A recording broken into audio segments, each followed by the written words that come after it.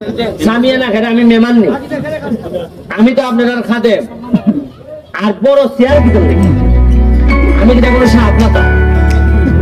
আমি তো আপনার ভোলা সুমন এমপি হইলে আমি সংসদ আছি কেন কিতা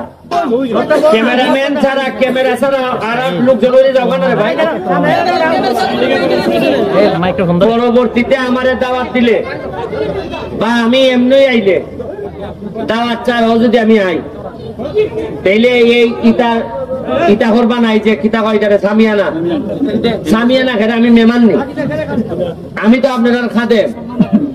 আর বড় চেয়ার কিতার লেগে আমি কিটা কোনো সাহায্য, আমি তো আপনার ভোলা সুমন এমপি হইলে আমি সংসদ আছি কেন কিতা সংসদে যে বেটা চিনে না বেটা আমার এমপি হিসাবে করবো বা এমপি সাহেব আইসো ইখানে তো আপনারা আমার দাফন কাফনের মানুষ জানাজার মানুষ আর এমপি কিটা 29 সালের পরে যদি না থাকে আমি তো জায়গার পক্ষে জায়গা জিমগে না নি এবারে কিতা মানুষে বলবো বহুত বাড়ছিল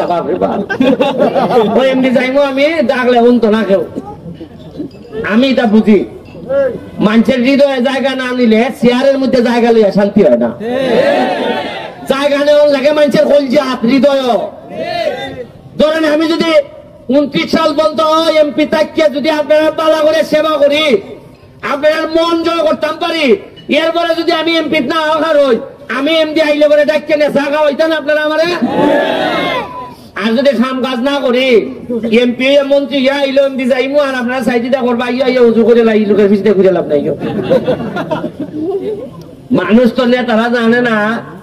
যে ফিসিটা বইয়ার জন্য অনেক কিতা হয় যদি উনতো কি পরিমাণ নেতার বাপ মানে তুললে যে মানুষে গাইলে আইতা যদি নেতায় উনতো বালা বেটা হইলে এটা সাইডে গেল গেলে। আমি দিন গেছি মন্ত্রণালয় একটা রাস্তা আপনার শিমুলগড় থেকে আপনার 7 থেকে শিমুলগড় মাধবপুর এমন বাঙ্গা, আমি গিয়া সচিব রেগিয়া কইতাছি যে ভাই সাহেব আমার একটু বাঁচাইন, হয় কি তুই আপনি বিপদ পড়ছেন কিতা, আমি কই মানুষে খাবার সুবার খুললে আমার লিতেছে কারণ সিএনজি দা ত্যাগ না খায় প্রতি ত্যাগ নাই আমার বাপ মারে দুইটা মারে কয় তারে করে তারে ভোট দিছিলাম উনই যে আলো যাইতেছি মানুষের যেভাবে খামের কথা হয় আমার যেমন লাগে যেমন গত 15-20 বছর ধরে কোনো খাম আইছিই নেই দেশ। আচ্ছা ধরো খাম থাকতে পারে সাইটি দিয়া সিফা দিয়া মেইন রোডের ব্রিজ হয় না ওইছে না তে খামটা হইছে কোন সময় ধরেন আমি বলতাম যে মেইন রোড হইয়া শেষ আর ব্যারিস্টার তুমি আইছো ওকা মেইন রোডে তো খাস নাই রে বাবা সিবাই সাবাই দেখো কোথা আছে নে পড়া হ্যাঁ সিবা সাবাই তো আমায় তুমি বার্তাছি না ভাইসা মেইন রোডে আমারে তারপরে লিতাছো ইটা কাম করো ইটা করো ইটা করো। আমি কুম্বালা আমি কইছিলাম না নির্বাচনের আগে যে আমার মাহবুব ভাই যদি জায়গাও তাও আমার লেগে 2 বছরের খাজা নামাজ রেখে যেতেছে কইছিলাম না আমি ওই আমি ওনার খাজা নামাজ পড়তেছি উনকা আমার স্বপ্ন দেখার কথা আমি সোনারঘাট মাধবপুরের মানুষের লইয়া কেমনে জজ বানাইতাম ব্যারিস্টার বানাইতাম ম্যাজিস্ট্রেট বানাইতাম বড় আলেম বানাইতাম কেমনে ইটা স্বপ্ন চিন্তা করতে আসলাম। আমি চিন্তা করতে আসলাম আমার মসজিদ কিভাবে 10 তলা হইতো, মন্দির কিভাবে উন্নত হইতো, আমার মসজিদ মাদ্রাসা কিভাবে বড় একটা 75 লাখ 5 কোটির একটা বিল্ডিং আনতাম ইটা চিন্তা করতে আসলাম। এখনো আমার চিন্তা করার লাগতেছে যে খালি সিঁড়ি গাড়ি লিয়ে যাওয়া যায় না বলে ব্রিজ হয়েছে আগেন তো খালি সিঁড়ি আইতে হয় না এরপরে মাদ্রাসা বানাইতে হয়। আচ্ছা আমি একটা জিনিস বুঝি না আপনার একটা ছোট বিচার দেওয়া যায় আসবা 7 তারিখ নির্বাচন হয়েছে জানুয়ারির আর আজকে চলে কয় তারিখ জুন মাস মে মাস 5 মাস হয়েছে কয় মাস হয়েছে মানে আমি এমপি যে কয় মাস হয়েছে 5 মাসে আমি বরাদ্দ পাইছি 29.5 কোটি টাকা। কত টাকা? আচ্ছা ভাই সাহেব আপনারা আমিও তো রাজনীতি করছি আপনারাও করছেন, আপনারাও বিভিন্ন নেতাদের সাথে যোগাযোগ আছেন,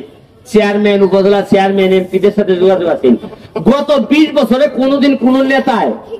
আইয়া কইছেন যে ভাই সাহেব আমরা 1 কোটি টাকা বরাদ্দ পাইছি খেরা অত শরম করে ভাই সাহেব এই যে টাকা যেটা 29.5 কোটি টাকার বরাদ্দ আমার যে শেখ হাসিনা সরকার দিছে এটা কি আমার বাপের টাকা না আপনার টাকা? আপনার টাকা আপনারা কইতে শরম করে কারণটা কি তা? এবং এমনই দুর্ভাগ্য আমার, সারা বাংলাদেশের মধ্যে একমাত্র আমি এমপি যে সাহস করে আমার এলাকার মানুষ এবং সারা বাংলাদেশের মিডিয়ারে কইয়া দিছি যে আমি 29.5 কোটি টাকা পাইছি।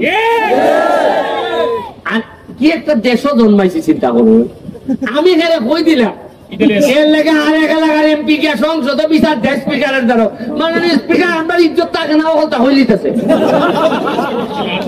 মানে বুঝলেন আপনি ক টাকা বরাদ্দ পাইছেন ই কথা খেলে কইছিলাম এর লেগে আমার বিচার হারা করে দিছে। এই দেশে কিতা থাকতে আপনি কিতা দেশ রে বাপরে বাপ, এখানে লেগে আমার পুরস্কার দিতে আসেন না।